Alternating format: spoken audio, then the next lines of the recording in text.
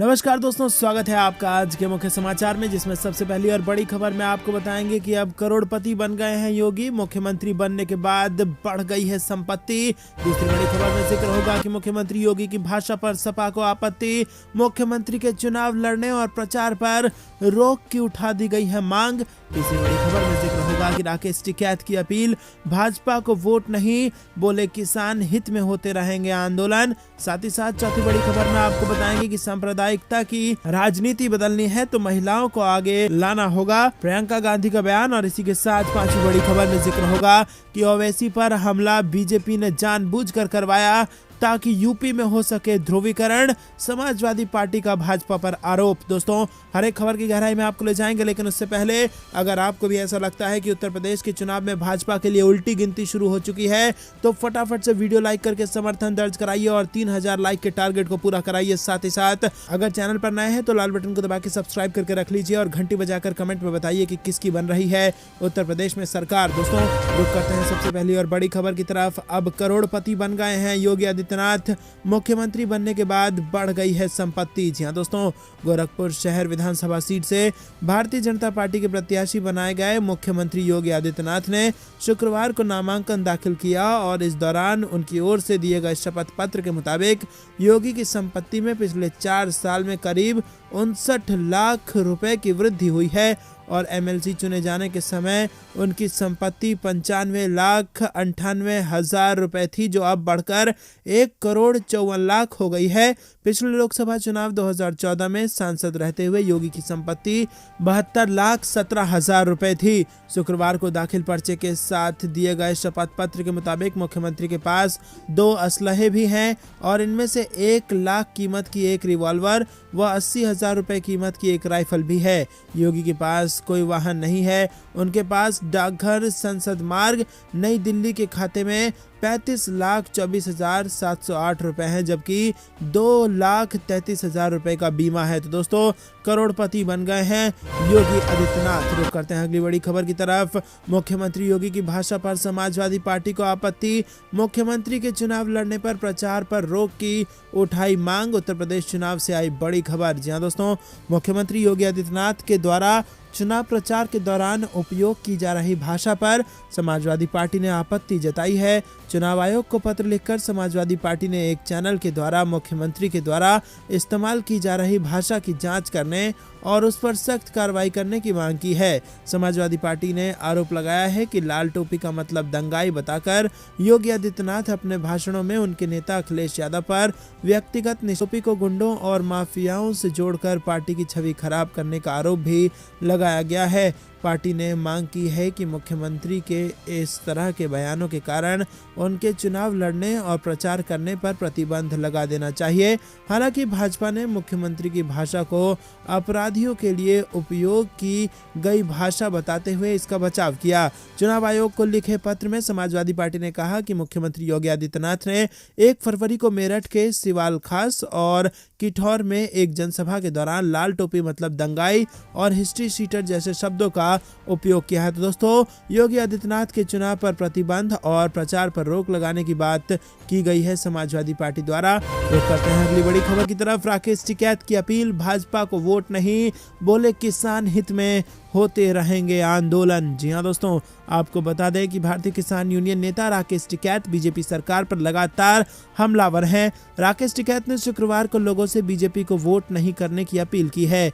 दरअसल संयुक्त किसान मोर्चा की बैठक हुई और इस बैठक के बाद किसान नेताओं ने प्रेस कॉन्फ्रेंस कर कहा कि विधानसभा चुनावों में किसान विरोधी बीजेपी को सजा देना होगा। राकेश टिकैत ने कहा कि बजट से बहुत उम्मीद थी लेकिन नुकसान हुआ है। उत्तर प्रदेश में हमारा सभी से ये सवाल रहेगा, जो भी वोट मांगने आएंगे उनसे पूछेंगे कि उन्होंने किसानों के लिए क्या किया। इस बीच टिकैत ने ट्विटर पर एक बयान भी जारी किया है। इसका शीर्षक है, इस चुनाव में किसान विरोधी बीजेपी को सजा दें। वहीं किसान नेता राकेश टिकैत ने सोशल साइट कू पर लिखा कि किसान हित की रक्षा हेतु सदैव आंदोलन का निर्माण होता रहेगा। रुक करते हैं अगली बड़ी खबर की तरफ। सांप्रदायिकता की राजनीति बदलनी है तो महिलाओं को आगे लाना होगा, प्रियंका गांधी का बड़ा बयान। जी हां दोस्तों, यूपी विधानसभा चुनाव के लिए प्रचार में जोर शोर से जुटी कांग्रेस महासचिव प्रियंका गांधी ने राज्य की योगी आदित्यनाथ और केंद्र सरकार पर जमकर पर निशाना साधा। उन्होंने कहा कि यूपी की जनता सरकार से परेशान है, रोजी रोटी कमाने में आम लोगों को बहुत मुश्किल हो रही है। जो छोटे और लघु उद्योग हैं इस इलाके में बुरी तरह से प्रभावित हुए हैं। कोरोना वायरस संकट के दौरान उनके लिए सरकार ने कुछ नहीं किया। जीएसटी लगाने से उनकी परेशानी और बढ़ गई है। प्रियंका गांधी ने कहा कि इस साल के बजट में भी उनके लिए कोई प्रावधान नहीं किया गया है। जो नेता जिन्ना और पाकिस्तान का जिक्र करते हैं उसका फायदा उन्हीं को होता है, जनता को कोई फायदा नहीं होता। प्रियंका ने सवाल उठाया कि जेवर एयरपोर्ट का उद्घाटन चुनाव से ठीक पहले क्यों किया गया। कई साल से आप सत्ता में हैं, अपने पहले जेवर एयरपोर्ट का उद्घाटन आपने क्यों नहीं किया। उन्होंने कहा कि किसान इन चुनावों में एक बड़ा फैक्टर है। किसानों की बदहाली बढ़ती जा रही है और उन्हें खाद नहीं मिल रहा है। खाद के लिए पेट्रोल और डीजल के दाम बढ़े हैं जिसका नुकसान लोगों को हुआ है। दोस्तों रुक करते हैं अगली बड़ी खबर की तरफ। ओवैसी पर हमला बीजेपी ने जानबूझकर करवाया ताकि यूपी में हो ध्रुवीकरण, समाजवादी पार्टी का आरोप। जी हां दोस्तों, समाजवादी पार्टी ने आरोप लगाया है कि भारतीय जनता पार्टी ने जानबूझकर ऑल इंडिया मजलिस इत्तेहादुल मुस्लिमीन के चीफ असदुद्दीन ओवैसी पर हमला करवाया है। सपा का आरोप है कि बीजेपी ने ऐसा इसीलिए किया ताकि उत्तर प्रदेश में वोटों का ध्रुवीकरण हो सके। सपा ने कहा कि हमला किसी पर भी हो दुखद है, लेकिन अगर हमला सोची समझी रणनीति से हो तो हमला करने वाले बीजेपी के गुंडे हों तो ये निंदनीय है। सपा ने आरोप लगाया कि असदुद्दीन ओवैसी पर बीजेपी सरकार ने जानबूझकर हमला करवाया है ताकि पश्चिम उत्तर प्रदेश में ध्रुवीकरण हो जाए। समाजवादी पार्टी ने मांग की है कि पूरे मामले की निष्पक्षता से जांच होनी चाहिए। समाजवादी पार्टी ने यह भी कहा है कि इसकी जांच तो पुलिस करेगी, लेकिन जनता ने जांच कर ली है कि ये ए और बी टीम की मिलीभगत से की गई समझौते की फायरिंग है। सपा ने कहा कि अगर निष्पक्ष जांच की गई तो जांच की आंच दिल्ली के गृह विभाग तक जाएगी। दोस्तों रुक करते हैं अगली बड़ी खबर की तरफ। ओवैसी का बयान, बोले नहीं लेंगे सरकार की सुरक्षा, दिल्ली में चाहिए बुलेट प्रूफ गाड़ी और एक हथियार, अमित शाह को लिखेंगे चिट्ठी। जी हाँ दोस्तों, ऑल इंडिया मजलिस इत्तेहादुल मुस्लिमीन प्रमुख असदुद्दीन ओवैसी ने केंद्र सरकार की ओर से दी जा रही जेड कैटेगरी की सुरक्षा लेने से इनकार कर दिया है। ओवैसी का कहना है कि उन्हें बुलेट प्रूफ गाड़ी और एक हथियार रखने की अनुमति मिलनी चाहिए, लेकिन सरकार की सुरक्षा वो नहीं लेंगे।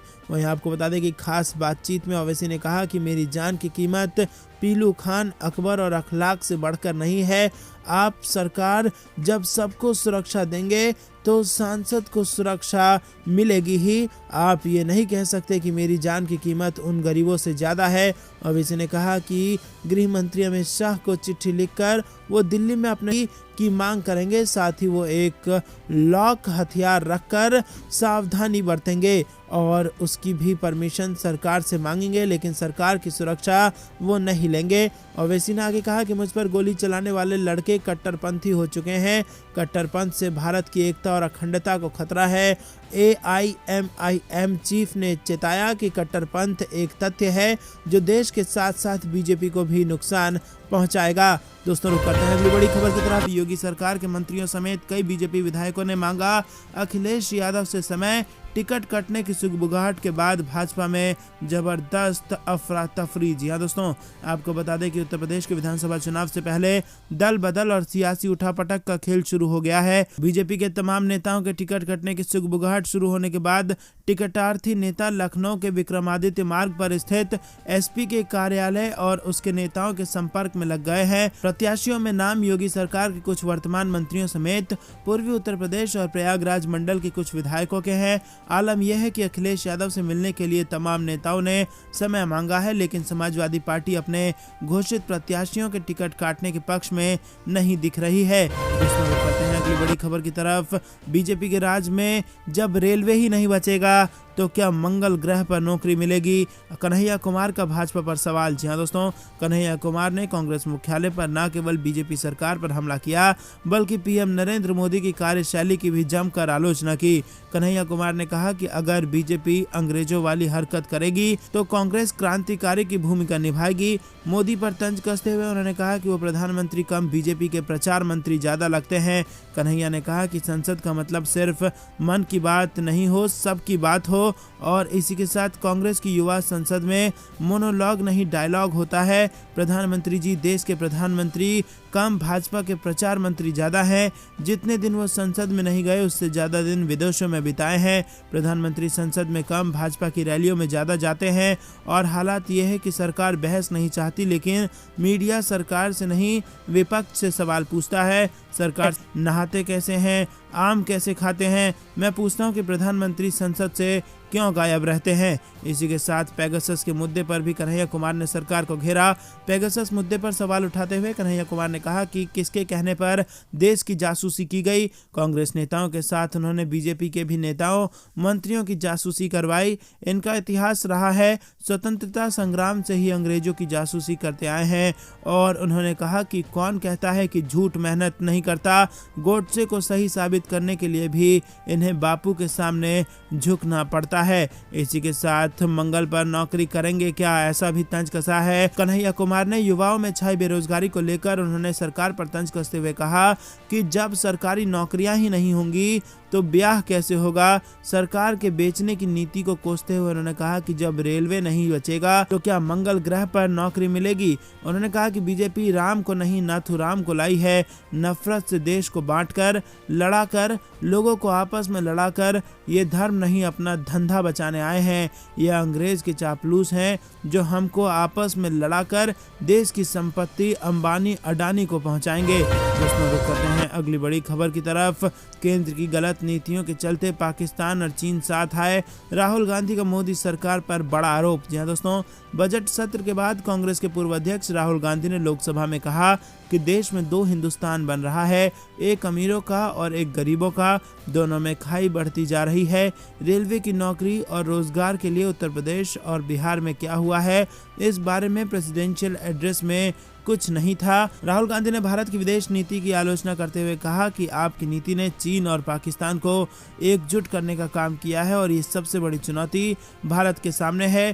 चीन के पास एक क्लियर प्लान है और उसकी नींव डोकलाम और लद्दाख में रखी गई है। और उन्होंने कहा कि कश्मीर पर सरकार ने गलत फैसला लिया है। राहुल गांधी ने कहा कि हिंदुस्तान में मेक इन इंडिया हो ही नहीं सकता है। वो असंगठित लोग थे, खत्म हो गए। मैन्युफैक्चरिंग जॉब में पिछले 5 साल में कम हो गए हैं और 46% गरीब हिंदुस्तान चुप नहीं बैठेगा। राहुल गांधी ने कहा कि इन लोगों को दिख रहा है कि हिंदुस्तान के 100 सबसे अमीर लोगों के पास 55% हिंदुस्तान का धन है और 10 लोगों के पास 40% धन है। दोस्तों रुक करते हैं अगली बड़ी खबर की तरफ। केशव प्रसाद मौर्य के खिलाफ समाजवादी पार्टी का पिछड़ा कार्ड, टक्कर देंगी मोदी की मंत्री अनुप्रिया पटेल की बहन पल्लवी। जी हाँ दोस्तों, आपको बता दें प्रधानमंत्री नरेंद्र मोदी, अमित शाह समेत भाजपा के सभी दिग्गज नेताओं के साथ नजर आने वाले केशव प्रसाद मौर्य को भाजपा सूबे में अपने पिछड़े नेता के तौर पर पेश करना चाहती है। स्वामी प्रसाद मौर्य जैसे नेताओं पिछड़ा विरोधी नैरेटिव की काट के लिए भाजपा उन्हें फ्रंट पर रख रही है, लेकिन अब समाजवादी पार्टी ने उन्हें घर में ही घेरने की तैयारी कर ली है। समाजवादी पार्टी गठबंधन की ओर से पिछड़े समाज से ही आने वाली पल्लवी पटेल को उम्मीदवार बनाया गया है। पल्लवी पटेल मोदी सरकार में केंद्रीय मंत्री और अपना दल एस की नेता अनुप्रिया पटेल की छोटी बहन है। दोस्तों रुक करते हैं अगली बड़ी खबर की तरफ। आपको बता दें राज्यसभा में राम गोपाल यादव का बड़ा बयान, अखिलेश की सरकार आई तो राम मंदिर पहले बन जाएगा, बीजेपी दान में कर रही है चोरी। जी हाँ दोस्तों, चंदे की चोरी का आरोप फिर से एक बार लगा दिया है राम गोपाल यादव ने। आपको बता दें कि उत्तर प्रदेश विधानसभा चुनाव में राम मंदिर का मुद्दा फिर अहम हो गया है। बीजेपी को समाजवादी पार्टी कांटे की टक्कर दे रही है। समाजवादी पार्टी नेता और राज्यसभा सांसद राम गोपाल यादव ने राम मंदिर को लेकर बड़ा बयान दिया है। बुधवार को राज्यसभा में राम गोपाल यादव ने दावा किया है कि समाजवादी पार्टी के सत्ता में आने पर बीजेपी से तेज और भव्य राम मंदिर का निर्माण अयोध्या में कराया जाएगा। उन्होंने बीजेपी पर आरोप लगाया कि वास्तव में ये लोग मंदिर के दान से चोरी कर रहे हैं। अखिलेश यादव की सरकार आने पर मंदिर में आए दान की चोरी भी रुकेगी। रामगोपाल यादव ने कहा कि प्रदेश की जनता अखिलेश यादव को पसंद कर रही है। इससे पहले चित्रकूट में अमित शाह ने अखिलेश यादव पर आरोप लगाया था कि वो राम मंदिर निर्माण में बाधक बन रहे थे। राज्यसभा में रामगोपाल यादव ने इस पर भी बीजेपी को जवाब दिया और उन्होंने पूछा कि कौन राम मंदिर का काम रोक रहा है। साथ ही बीजेपी पर राम मंदिर दान में चोरी का आरोप लगा दिया। उन्होंने कहा कि भाजपा नेताओं और राम मंदिर ट्रस्ट के कुछ सदस्यों की मिलीभगत से जमीन का फर्जी सौदा हुआ था और यहाँ ट्रस्ट के पास की भूमि की कीमत कुछ ही देर में 2 करोड़ से बढ़कर 18 करोड़ से ज्यादा की हो गई थी। दोस्तों रुक करते हैं अगली बड़ी खबर की तरफ। मई जून में शिमला बना दूंगा, योगी आदित्यनाथ पर अखिलेश यादव का पलटवार, कहा गर्मी खत्म हुई तो हम मर जाएंगे। जी हाँ दोस्तों, आपको बता दें मुजफ्फर गर्मी दिखा रहे लोगों की 10 मार्च के बाद गर्मी शांत करने और मई जून में शिमला बना देने की मुख्यमंत्री योगी आदित्यनाथ की बात पर समाजवादी पार्टी अध्यक्ष अखिलेश यादव ने पलटवार किया है। उन्होंने चुनाव आयोग से इसका संज्ञान लेने की बात करते हुए कहा कि बीजेपी ने उन्हें गोरखपुर भेज दिया और इस वजह से उनमें गर्मी आ रही है। शामली में जयंत चौधरी के लिए प्रेस कॉन्फ्रेंस में जब अखिलेश यादव ने योगी आदित्यनाथ के बयान का हवाला देकर सवाल किया तो उन्होंने कहा कि आप मुख्यमंत्री से क्या उम्मीद कर सकते हो। मुख्यमंत्री जी ये बताएं कि बिजली का बिल सस्ता होगा या नहीं। मैं तो कहूंगा कि यूपी चुनाव आयोग उनके बयान का संज्ञान ले कि एक मुख्यमंत्री की ये भाषा नहीं हो सकती। अखिलेश यादव ने आगे कहा कि जहां तक गर्मी की बात है, जिस दिन गर्मी खत्म हो जाएगी उस दिन हम लोग मर जाएंगे। जितने भी हम लोग बैठे हैं, अगर गर्म खून हमारे अंदर ना बहे तो हम जिंदा नहीं रह पाएंगे। जहां तक मुख्यमंत्री का सवाल है, आप उनका शपथ पत्र देखिए, कितनी धाराएं उनके ऊपर थी। बीजेपी सोच रही है कि गलती तो नहीं कर दी उन्हें मुख्यमंत्री बनाकर। ये जो मुख्यमंत्री के अंदर गर्मी आ रही है वो इसीलिए क्योंकि ये टिकट जगह जगह से मांग रहे थे, मनपसंद टिकट नहीं मिला, उन्हें घर भेज दिया गया। प्रधानमंत्री ने उन्हें पैदल पैदल चलाया। जो पैदल चल रहे हैं वो बेदल हैं। दोस्तों रुक करते हैं अगली बड़ी खबर की तरफ। अखिलेश यादव ने किया बड़ा ऐलान, सरकार बनने पर 10 रुपए में देंगे समाजवादी थाली। जी हाँ दोस्तों, समाजवादी पार्टी के राष्ट्रीय अध्यक्ष अखिलेश यादव और आरएलडी के अध्यक्ष जयंत चौधरी ने आज यूपी के गाजियाबाद में संयुक्त प्रेस कॉन्फ्रेंस की। अखिलेश यादव ने इस मौके पर बीजेपी पर जमकर निशाना साधा। अखिलेश यादव ने समाजवादी थाली लॉन्च करने का चुनावी वादा भी किया है। समाजवादी पार्टी के सुप्रीमो अखिलेश यादव ने वादा किया कि यूपी में सरकार बनने पर 10 रुपए में समाजवादी थाली देंगे और इस थाली में पौष्टिक आहार होगा। इसके अलावा फिर से उन्होंने अपने चुनावी वादों को याद दिलाया। उन्होंने कहा कि यूपी में सरकार बनने पर 300 यूनिट मुफ्त में बिजली दी जाएगी। इसके अलावा समाजवादी पेंशन भी शुरू की जाएगी। समाजवादी पार्टी के सुप्रीमो अखिलेश यादव ने कहा कि बीजेपी ने किसानों का अपमान किया। बीजेपी को मजबूर होकर किसान आंदोलन की वजह से किसानों के सामने झुकना पड़ा। बीजेपी किसानों को समझ नहीं पाई और ये कहते हैं कि 80 करोड़ लोगों को राशन दे रहे हैं, लेकिन ये नहीं कहते कि 80 करोड़ लोगों को बेरोजगार कर दिया। इस मौके पर अखिलेश यादव ने भाईचारा जिंदाबाद और हमारी ताकत भाईचारा का नारा भी दिया और समय पर गन्ने का भुगतान होगा ये वादा भी किया। अखिलेश यादव ने कहा कि सरकार बनने पर गाजियाबाद में ऐसी सफाई की व्यवस्था कराएंगे कि दिल्ली में भी ऐसी नहीं होगी। समाजवादी पार्टी ने मेट्रो के लिए जितना काम किया उतना किसी ने नहीं किया। दोस्तों रुक करते हैं अगली बड़ी खबर की तरफ। पेगासस को लेकर राहुल गांधी का आरोप, मोदी सरकार ने किया देशद्रोह, कांग्रेस नेता ने भी केंद्र को घेरा। जी हाँ दोस्तों, आपको बता दें कि यहाँ पर केंद्र सरकार पर आरोप लगे हैं कि उसने 2017 में इजराइल से पेगासस स्पाईवेयर खरीदा था और अब इसे लेकर कांग्रेस के पूर्व अध्यक्ष राहुल गांधी ने नरेंद्र मोदी सरकार पर देशद्रोह का आरोप लगाया है। इतना ही नहीं, कांग्रेस के प्रवक्ता राज्यसभा में नेता प्रतिपक्ष मल्लिकार्जुन खड़गे ने भी भाजपा सरकार पर निशाना साधा है। अमेरिकी अखबार न्यूयॉर्क टाइम्स की रिपोर्ट में दावा किया गया है कि 2017 में भारत और इजराइल के बीच लगभग 2 अरब डॉलर के आधुनिक हथियारों और खुफिया उपकरणों का सौदा हुआ था। इसमें पेगासस स्पाईवेयर और एक मिसाइल प्रणाली की खरीद मुख्य रूप से शामिल है। इस खबर को लेकर राहुल गांधी ने ट्वीट किया कि मोदी सरकार ने हमारे लोकतंत्र की प्राथमिक संस्थाओं, राजनेताओं और जनता की जासूसी करने के लिए पेगासस खरीदा था। फोन टैप करके सत्ता पक्ष, विपक्ष, सेना, न्यायपालिका सबको निशाना बनाया गया है। ये देशद्रोह है। कांग्रेस के मुख्य प्रवक्ता रणदीप सुरजेवाला ने संवाददाताओं से कहा कि इस खबर से वो बात साबित हो गई है जो कांग्रेस कहती आ रही है। मोदी सरकार ने गैरकानूनी और असंवैधानिक तरीके से अपने नागरिकों के खिलाफ इस स्पाईवेयर का उपयोग किया है और इसके लिए सीधे तौर पर प्रधानमंत्री मोदी जिम्मेदार हैं। ये प्रजातंत्र का अपहरण और देशद्रोह है। उन्होंने ये दावा भी किया कि मोदी सरकार ने संसद को धोखा दिया है। सूचना प्रौद्योगिकी मंत्री अश्विनी वैष्णव ने संसद में कहा कि उनके पास इस स्पाईवेयर की खरीद की जानकारी नहीं है। गृह मंत्री और गृह मंत्रालय तथा रक्षा मंत्री और रक्षा मंत्रालय ने संसद के साथ धोखा किया है। उन्होंने आरोप लगाया कि पेगासस स्पाईवेयर को जनता के पैसे से और प्रधानमंत्री की मंजूरी से खरीदा गया है और इस सरकार ने संसद, जनता और उच्चतम न्यायालय को धोखा।